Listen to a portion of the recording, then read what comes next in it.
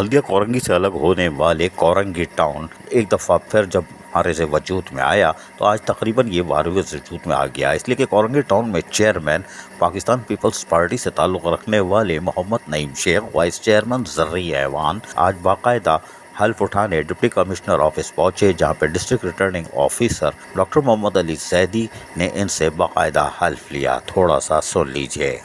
T M C Korangi حلفیہ اقرار کرتا ہوں کہ میں پاکستان سے مخلص اور وفادار رہوں گا اور اس کے نظریے اقدار سالمیت ترقی میں اضافے اور بہتری کو مضبوط کرنے کے لیے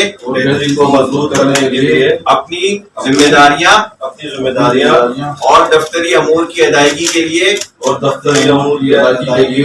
ہر ممکن کوشش کروں گا۔ اس موقع پر یقینی طور پر پھر مبارکباد کا سلسلہ بھی شروع ہو گیا کہ جی ہم نے حلف اٹھا لیا ہے، اور واقعی انہوں نے حلف اٹھا لیا۔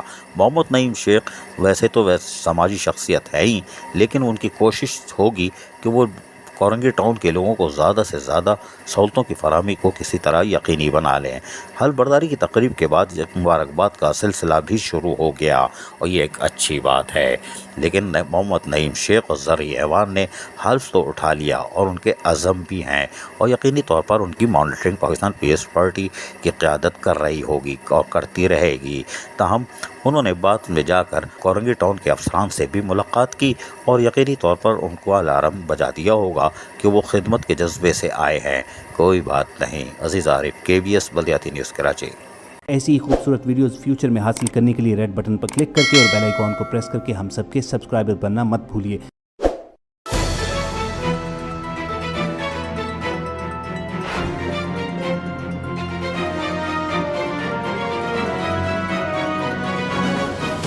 KBS بلدیاتی نیوز۔